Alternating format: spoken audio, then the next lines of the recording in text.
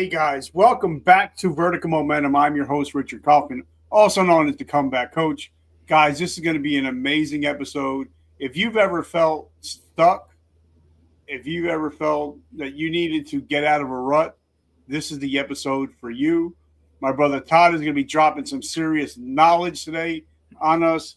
He's an author, speaker, executive. He's a Swiss Army knife of positivity. Todd, my brother, welcome to the show. Thank you, sir. I really appreciate it. I am looking forward to talking to the comeback kid and comeback coach. So, Todd, first question right out of the gate. Yeah. What is your definition of resiliency? Yeah. So, my definition of resiliency is getting through that period of stagnation that we all hit, right? So, stagnation is like the death knell of a business. It can come in many forms of suddenly your innovation dries up, your best people start leaving, your market share isn't expanding, you're having trouble figuring out that next thing to do in the market to change the game. And that's all wrapped into this title of stagnation that I call it. And what we talk about is declaring war on stagnation. It has to be a proactive war.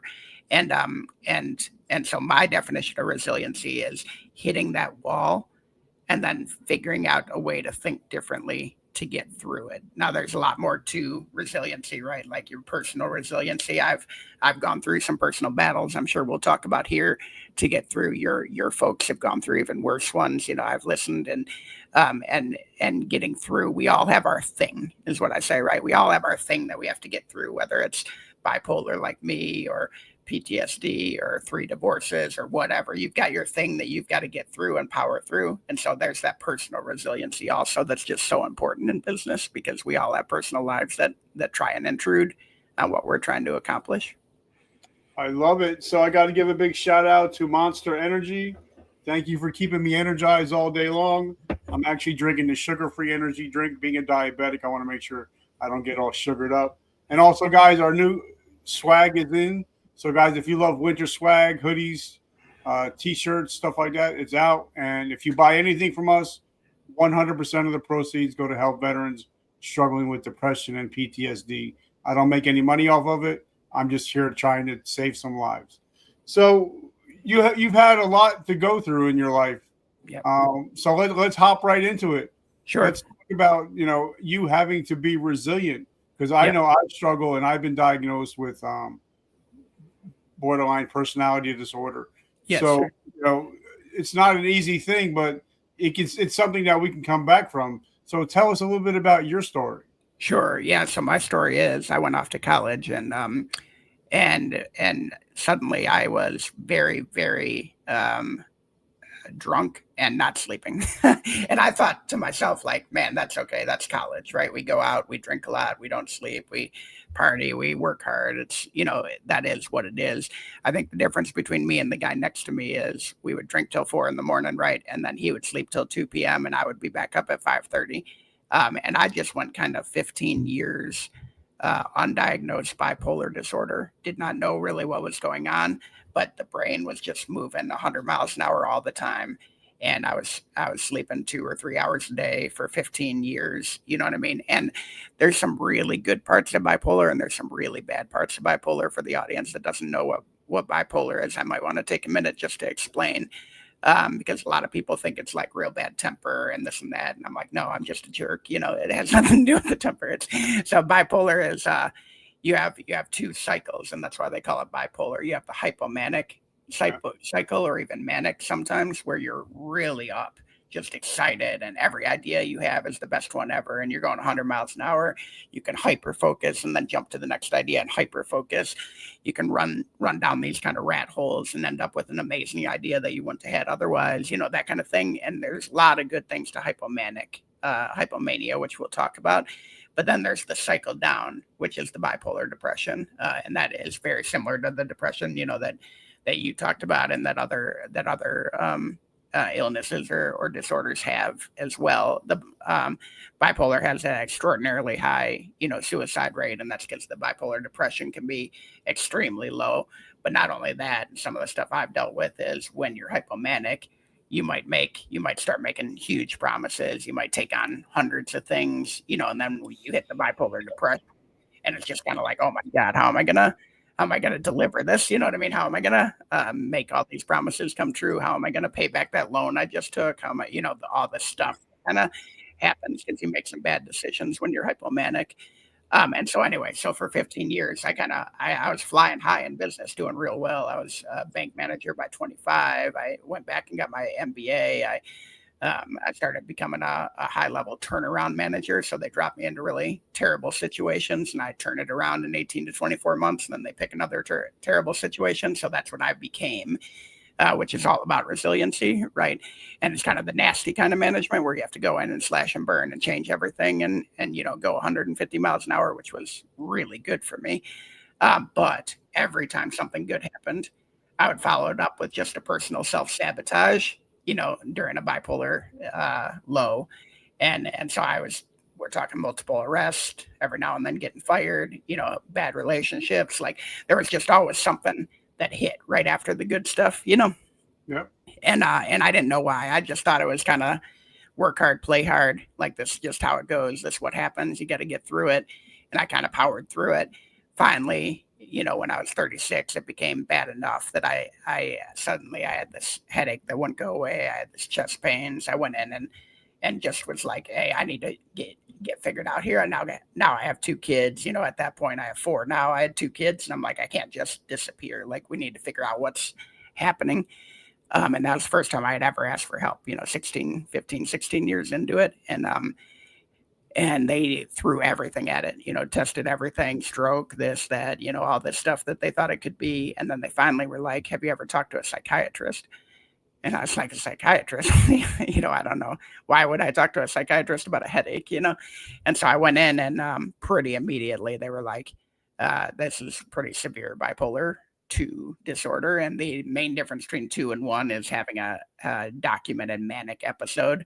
So they were like, you could be 1. We just don't know because you've never gone to the doctor. You know what I mean? But bipolar 2. And I had that confirmed by a couple more people because it sounded funny to me, and then as they explained it, I do what everybody does when you start hearing something, you grab all the parts you like and ignore all the parts you don't, so they're explaining hypomania to me and I'm like, yeah, this is great. Yeah, it's exactly what I have. It's fantastic. This is why I'm so good and this is why I'll keep doing good. And then they were like, these pills, Depakote, they're going to treat your headache and also treat your bipolar.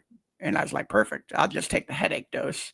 Now that I know about the bipolar, I'll manage it myself. You know what I mean? That didn't work at all. So eventually I hit the wall again and went back and I was like, all right, I'm good. I'm quitting alcohol completely. I'm getting on the pills. I'm going to take care of myself, get back present and mental with my family, and I did that and suddenly everything was good. It actually worked. I felt good. I was getting compliments from people who had no idea what was going on, just about being more present.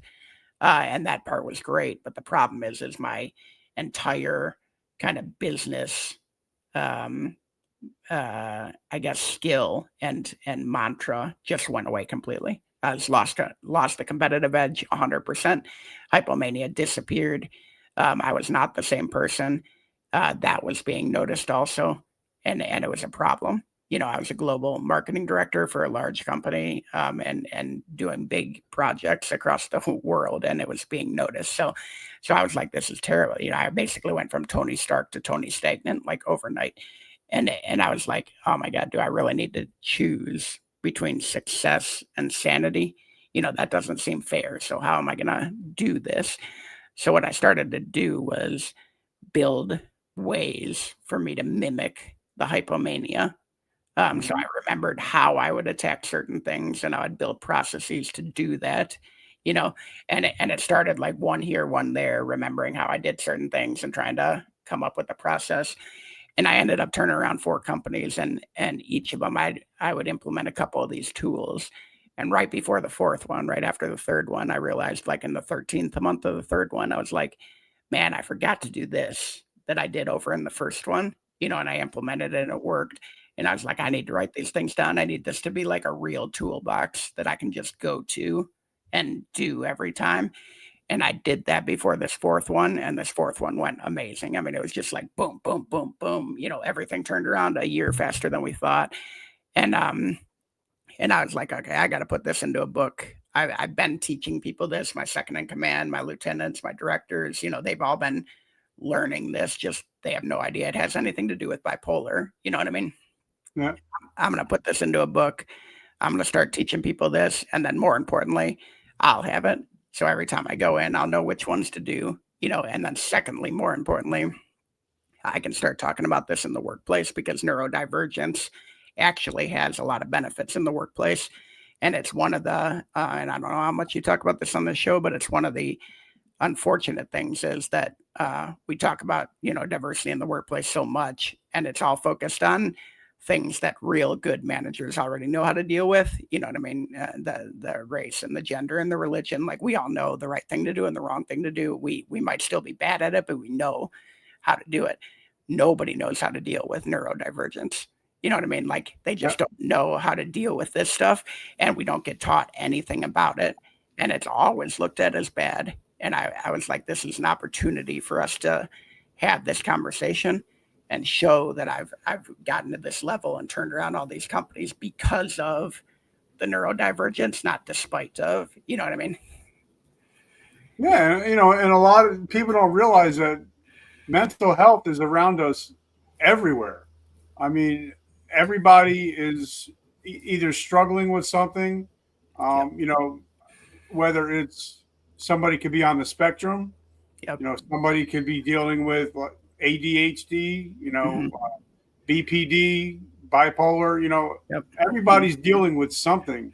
Yep. And if we can, like you said, if we can switch it, if we can flip the script and turn it into a positive, Mhm.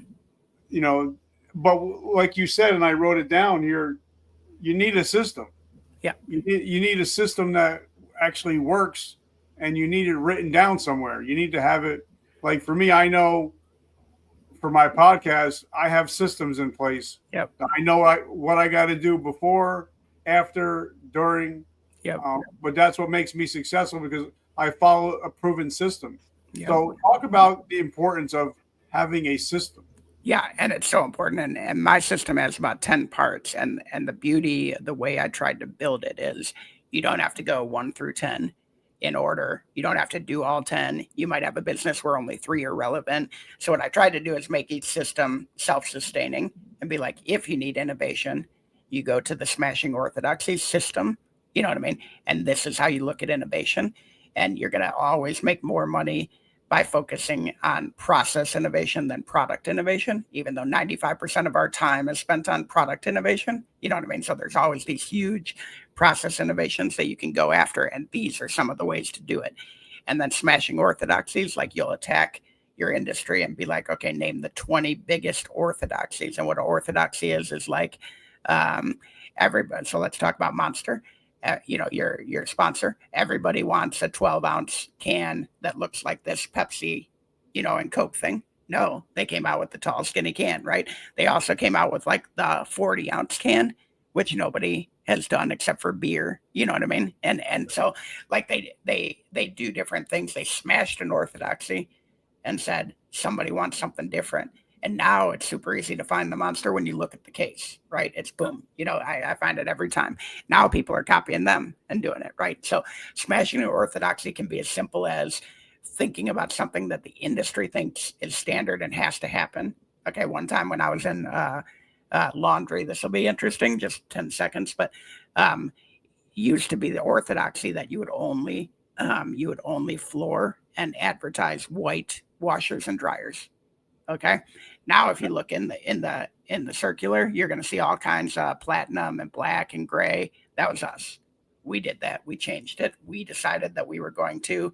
We said there's a couple of things. Like one, if somebody buys a gray washer, they are 100% of the time going to buy a gray dryer.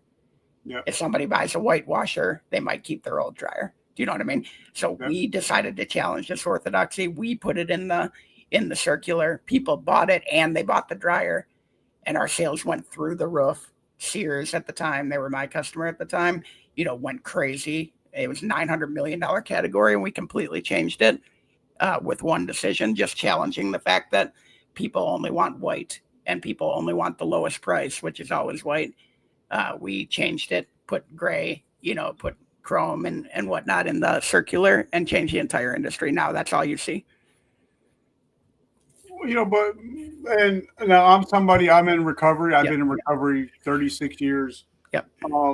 But like when I tell my sponsees, the only way you can change, you have to be ready to change. That's right. Yep. So like when you're going to these companies and you got to turn around these companies, a lot of them, almost every one of them have to be ready to change or they're going to be out of business, right? So when you go to turn around a company and you go talk to the CEO, when you talk, listen, this is what's got to happen or else you're going to be out of business. That's 100%. And the good news, the good part about turnaround management, there's not many because turnaround management really sucks. You know what I mean? Like it's not a fun job. But the good part about turnaround management is if you are a turnaround manager and they're hiring you, they know what they're getting and they know they're in that situation. So usually you have alignment up the chain. Down the chain is much harder, right? So up the chain, they're ready. They know it's going to be aggressive. They know what they're getting into. Down the chain is where you really have to work and you're walking into a company and it could be, you can work 30 years at a company and think you're doing fine and think you're doing great. And the company can be in serious trouble, right? Like a random mechanical engineer or a guy on the plant floor or even somebody in marketing could think that they're doing just fine and the company could be in real trouble just because it's not what they touch. You know what I mean? And so walking into a company and saying, hey, we got to change some stuff. Like we have to change a lot of stuff. We're going to change it quickly. You're going to have to kind of hang on and buckle up and run with me here. You know what I mean? And the next question you ask is what happens if they don't? And there's a lot of turnover in these situations, right? It's not usually coming in and firing a bunch of people. What it typically is people that don't like the direction will self-select out. You know what I mean? There's usually a little bit of replacement at the higher levels so that you get your director core, right, so that you have your leaders right. But then everybody else just decides they're either going to self-select out or they're going to get on board and get excited. And it's really interesting, actually, because some of the people that were the previous leaders, they'll choose that they're not ready to do that. And some of the people that were lagging actually get super excited about the turnaround and they turn into completely different employees. So you try not to prejudge as you walk in. But yeah, it's a big change management, a lot of resilience. I mean, I have 150 employees right now, probably 170 employees right now. And I mean, every one of them went through it with me. We all went through the fire together for a year and a half and got to where we got. And so it's just a huge testament to those folks who stuck around and the new folks who came in, because when I interview those guys, I tell them like, it's going to be a dogfight for 18 months. You know what I mean? Like we're in it. Everything's changing. Every single thing. I said the good thing, every single thing you do is going to make us money, no matter what you do, because you're going to change something that was bad and you're going to turn it good. It's going to make us money. The bad thing is that's all you're going to do for 18 months is change stuff, and it's all going to be real hard. But if you interview somebody like that, you get the right person, So then, like last week's interview with my friend Mal Ballman, her episode went out this week, and we were talking about empathy. Sometimes you have to get one-on-one, you have to get granular with your employees, but you have to be empathetic when you're talking to somebody, to a lot of people, to get them to see your point of view. Because I believe that, the more people know you care, the more people they're willing to get on board with you. You're right. So talk about the importance of empathy in today's market. It's a really awesome question. I'm glad you asked it because it's one that I struggle with, as you'll see in this interview. Like it's not something that I focus on a lot, but it's something I got some great feedback on in my 90-day at this job, actually, during the huge turnaround. And they were like, you are not doing this part of it. Frankly, they were just like, this is the one part you're missing. Nobody knows who you are. No, they don't think you know who they are. You know what I mean? It's a huge missing cog. Like everything's turning around, but nobody's on your team.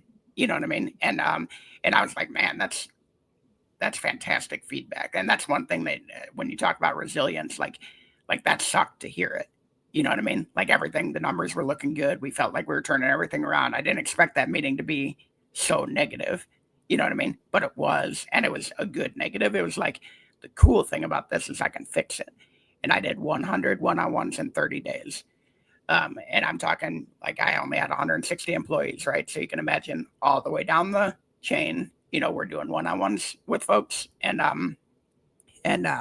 it was fantastic. I learned so much, and you have to do it the right way. You can't promise everybody that everything they say is going to turn into an initiative, but the best thing to ask during a turnaround is like, man, I know you've got good ideas, and you've been sitting there for 15 years on the floor with these good ideas and no one's listened to them. So tell me them. You know what I mean? Give me your ideas. Tell me what you would change if you were sitting in my seat. Tell me what I don't understand. Because there's days that you're sitting on the floor saying, man, that guy doesn't get XYZ. I want to hear it. You know what I mean? And it's not all going to change, but I want to hear it. And then I'm going to take the trends from what I'm hearing from everybody and pick the biggest things that we can change, and then they see changes coming and we can point to, so and so division said this and we changed that. And then even if their change didn't get implemented, they at least know that you're listening and you took those interviews and turned them into something. And so the empathetic part of it in my mind is I want to hear you. My job is to make your job easier so that you're more productive, which makes us all money and makes you feel better when you go home because you got something done that helped the company. You know what I mean? Nobody cares about working an extra half hour if they really feel like it's good, right? You don't go home and say, man, I got all this thing accomplished in an extra half hour and it sucked. You go home and say, I had 3 extra meetings today and then I had to work 45 extra minutes because I had these wasted meetings during the day. You know what I mean? Like that's what people complain about. They don't complain about being productive. They complain about being unproductive, and these one-on-ones completely changed that for me. And I believe that the death knell is when somebody says, well, this is the way we've always done it. Yeah. Or, especially now with the AI coming out. Yeah. A lot of people, especially like I'm 56, so I'll be 57 in a couple months. A lot of people my age or older, they're like, no, I'm not interested in AI. And I'm like, well, if you haven't started using it, you've already been passed by. Yep. That's 100%. So talk about the importance of, people, if you're going to be in business, that you need to evolve with the time. Yeah, so that's all about declaring war on stagnation, right? When you say it's how we've always done it, it needs to change. Absolutely. Like somebody asked me yesterday, they said, what is the trigger when you know a company needs to transform? You know what I mean? Like when do you know you need to have a transformation? And I said, if you haven't had one in 3 years, you need one. Every company needs to transform every 3 years. The technology is moving so fast. You have to relook at everything and completely change, your long-term strategy based on what's happening. AI is a great example. I mean, you can have 2 employees, 2 $65,000 a year guys, right? If one of them learns how to start adding $110,000 worth of value because they're using AI, it completely changes their value to the company. It completely changes the company's outcome.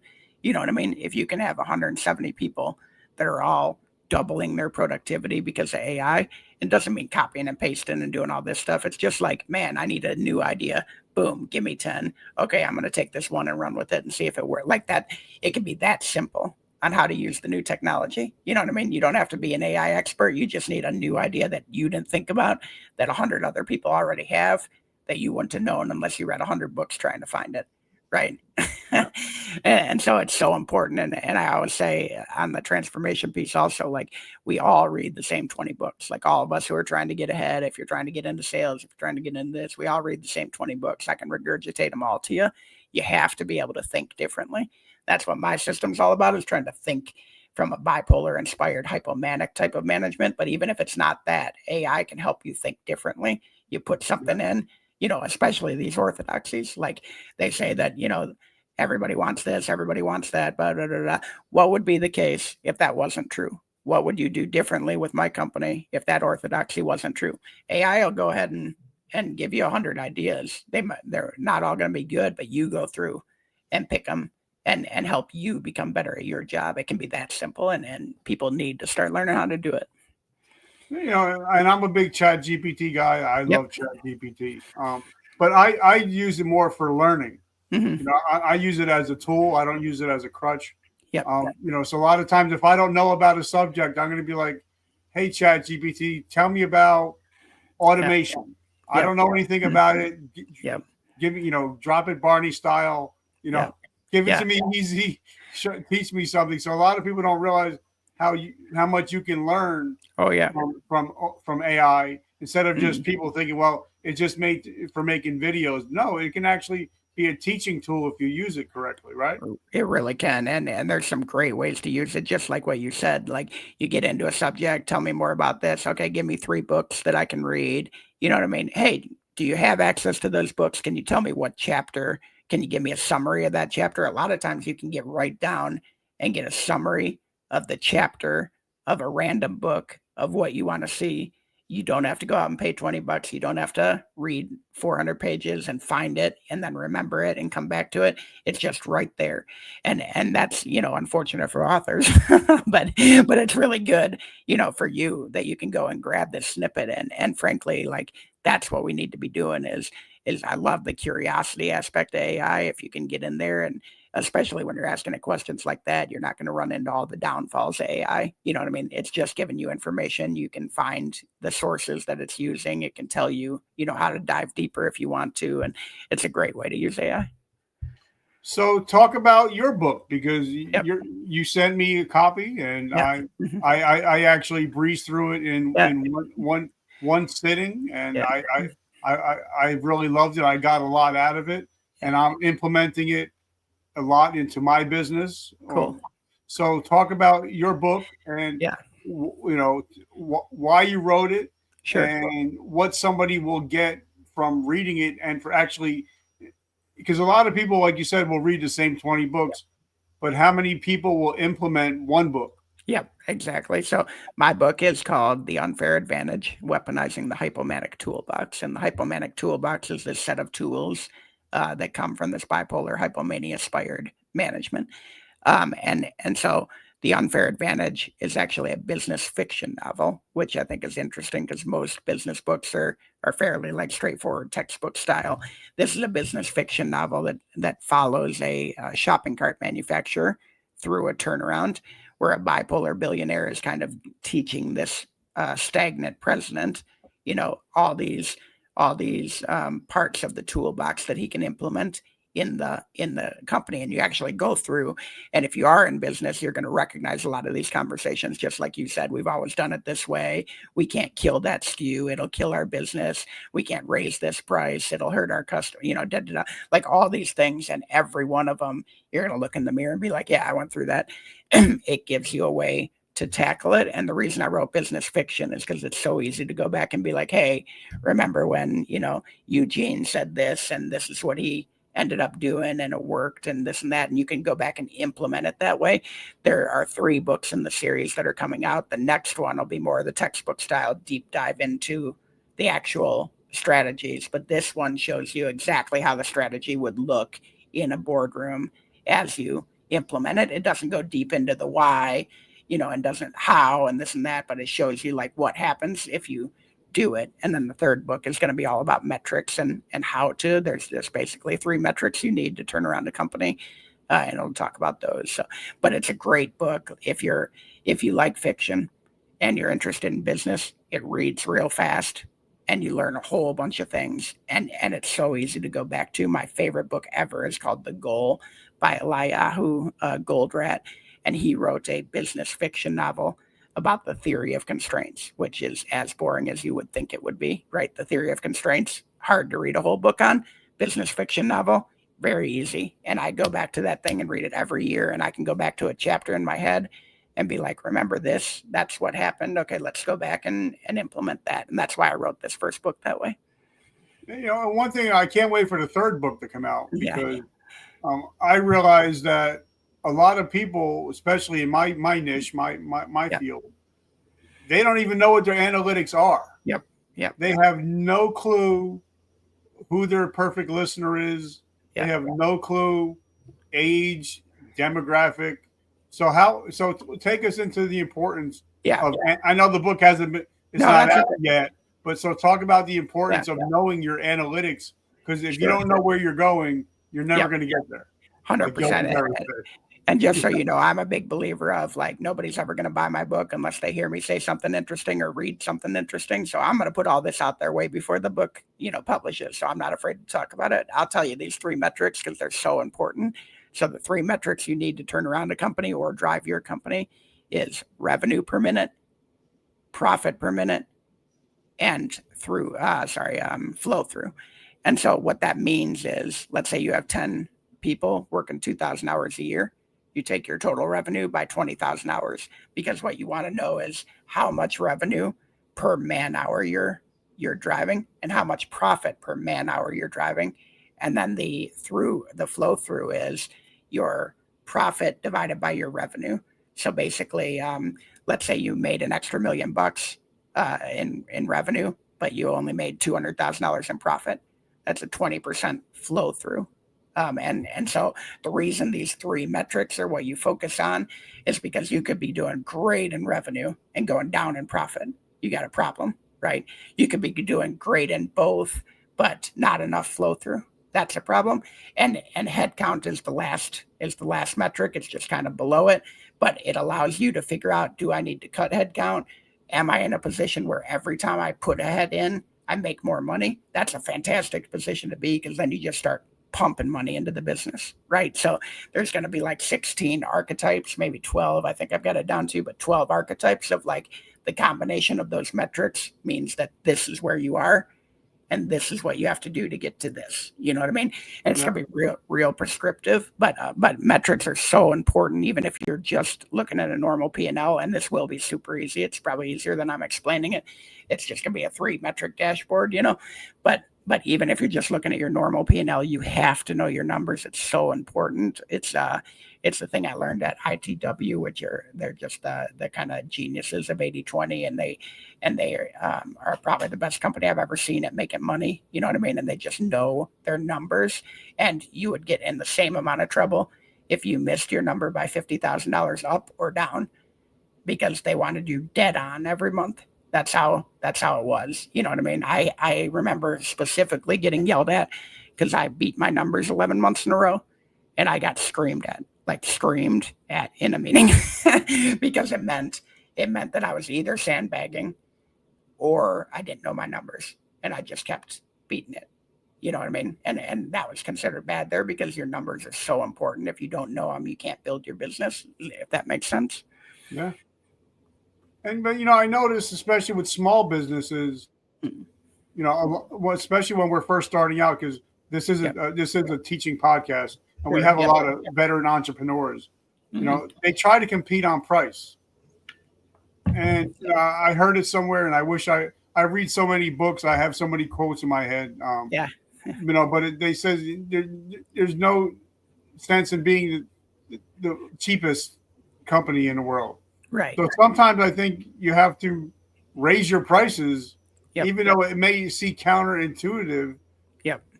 So talk about that, because a lot of people, they're like, okay, well, I want to take on grunt style. Yeah. And you're like, no, you can't compete. Yep. You can't compete with them on price. Yep. So this You is have to great. compete with them on quality or your Yep. story or something Yep. else. It's So talk about that. such a fantastic question. So we have what we call in the book an 80/20 matrix of profitability, and that's exactly what it is, on how to price different customers different ways. You don't price everybody the same, and you get paid for your complexity.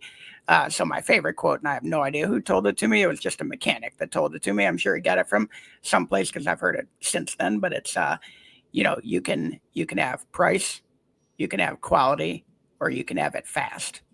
Pick 2. You know what I mean? You can't have 3. You decide which 2 you want, and then you either pay handsomely for having all 3, or you get these 2 for this price, right? So, the way that the 80/20 matrix of profitability works is that you actually look at how much money you're making off of each customer and how much money you're making off of each product, and you end up looking at the combinations of the 2. And what it helps you do is figure out, let's just take a random example. Like if you were to think about lowering your price, okay, on a product, and you look and you see this many customers and they're my bad customers or they're my good customers. And you say, how much more do I have to sell in order to make the same amount of money at a lower price? And you'll figure that out. And it's usually pretty dramatic. People don't realize that if you lower your price by 10%, you need to sell 30% more stuff, depending on the margin, right? And so that's the first thing you do, is figure out what that lift needs to be. And then you say, okay, is there anybody who's going to buy that much? Because if there's not, that's a completely wasted, deal. And then how much am I going to have to spend to service that much more revenue for the exact same profit as I'm making now, right? And then as you look at it, and like, if I really want to double my revenue, like, how much do I have to do? And it might be 400% that you have to sell. Are you going to have to hire 6 more people to get that done? Because then it's a terrible move. What often happens is the opposite, and that's what you're talking about, is where you say, a better idea is we actually raise the price by 12%. We can lose 20% of our sales and still make the same amount of money. And I paid a lot less people, a lot less money. You know what I mean? And so what you do is you actually look at your best quadrant, which is your highest profitable customers and your highest profitable products. And that's where you protect it, and you give them good margins, and you make sure that they're driving your business, right? And the other segments in the matrix, you're doing different things with. So in the segment down here with your worst customers, but they're still buying your best product, you're just trying to increase their volume because you're already producing a bunch of that product and you want to produce more. So you want them to buy more. That's a good thing. You might do some pricing stuff there. Over here on your bad products, you might increase your price dramatically because it's taken so much complexity and you're not making enough money. So you need to get paid for that complexity. So you increase your price dramatically, or you even start outsourcing, or you start killing some of them. And in this worst matrix, where it's your bad customers buying your bad products and no big customers are depending on it, I'll literally put 40% price increases in there. It does not matter. Usually when you do this matrix out, you're going to find that there's this whole huge set of customers and products that you're selling that make up like 3% of your revenue, and you're doing all this work for it.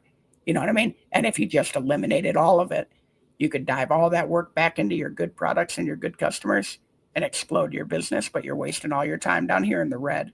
And so that's the matrix profitability. I have a lot of writing out there for free on that, you know what I mean, that people can look at. But it's so important. I increase prices all the time, regularly, dramatically, you know what I mean? But I bear hug my best customer product combinations. If you're in that 4 to 20% of my top 4 to 20% of customers, like, you get bear hugged and I don't let you go.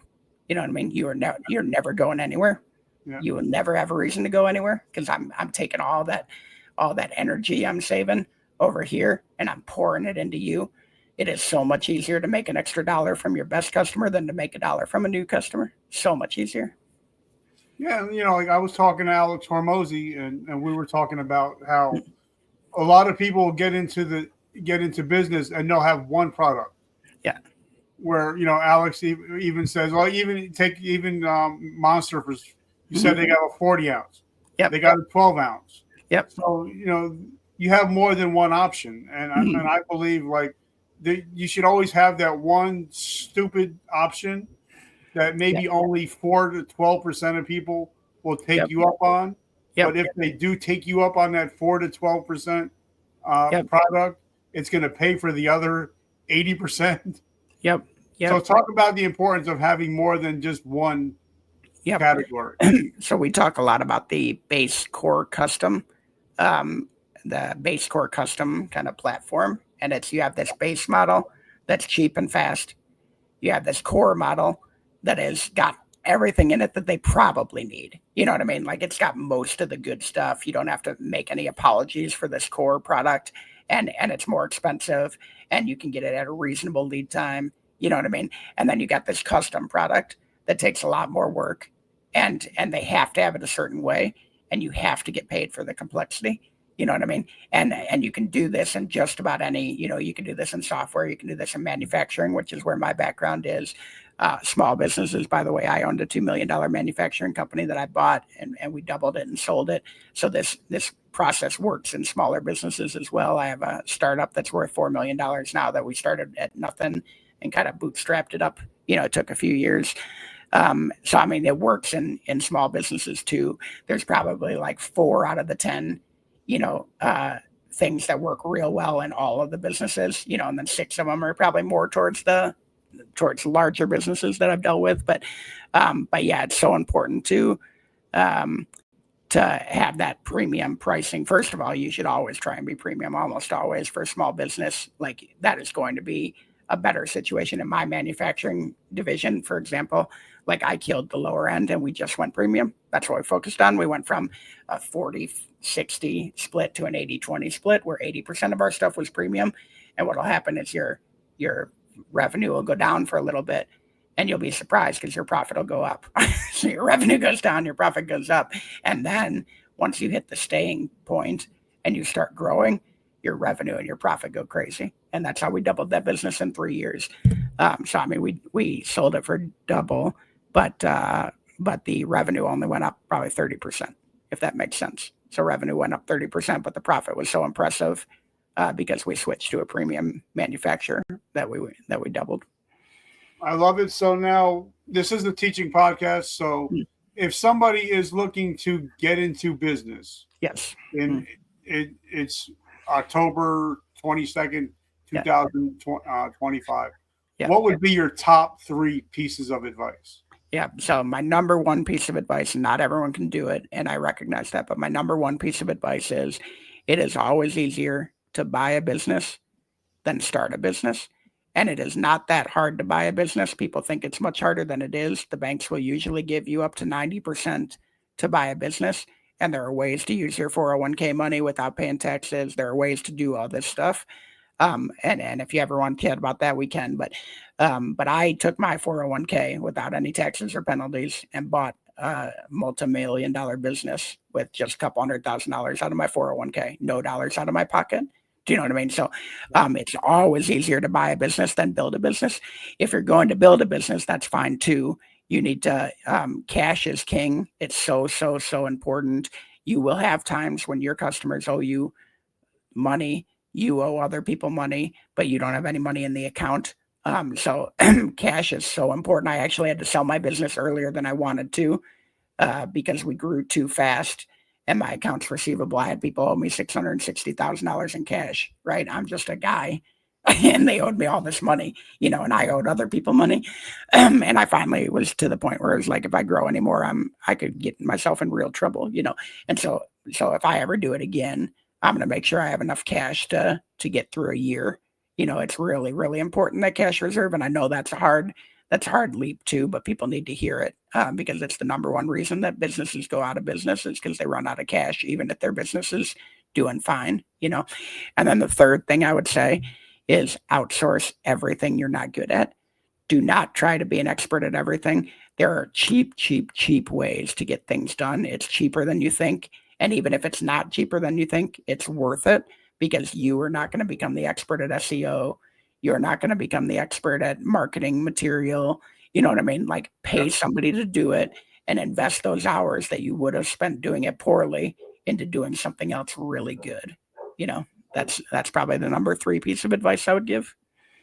I love it, Todd. So where do we find your books? How do we get into your ecosystem? Yeah, sure. So, best place to find me and information about me and the stuff I'm talking about here. I do a lot of writing on toddhagopian.com. Super easy. My book is on there, but my book is also on Amazon and Barnes and Noble. It's called The Unfair Advantage. Sorry, The Unfair Advantage by Todd Hagopian. And so those are the best places to get me. Obviously, I'm on Twitter, pretty active there, and then LinkedIn. I love connecting with people. So don't follow me, just throw a connection at me. I'll connect with you. I love it. And by the way, I don't do consulting, so I'm not in this for the money. You're not going to make a bunch of money selling a book. Like I just want this out there. So if you have questions, just hit me up and let's have a conversation, just like you and I did in our. I love it, and I've learned so much from you, and I'm so grateful that we finally got to sit down and have a conversation.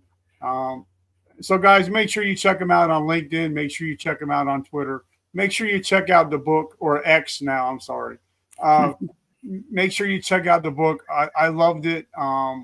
And actually, when I'm going on vacation again in February, going on a cruise, that's going to be the only book that I take because I want to dig a little bit deeper into it while I'm on vacation. And I'll shoot you the second one. You can look at that one. It'll be done by then. And so anytime you guys have questions, just hit me up.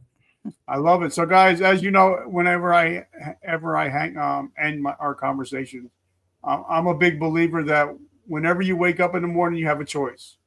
You could be a victim or you could be a victor. And you guys been following me for 13 years. You guys been listening to the show every week. So if you follow me, you're no longer a victim of your past. You're a victor of your present and your future. Thank you guys for always showing up and showing out. Todd, my brother, it's been an honor having you on my show. Thank you so much. This was really fantastic conversation. Have an amazing week. And remember, vertical momentum, the only way to go is up. I love you guys. Have a great week. Todd, my brother, have a great week and take care of that neck. Thank you. I appreciate you, sir.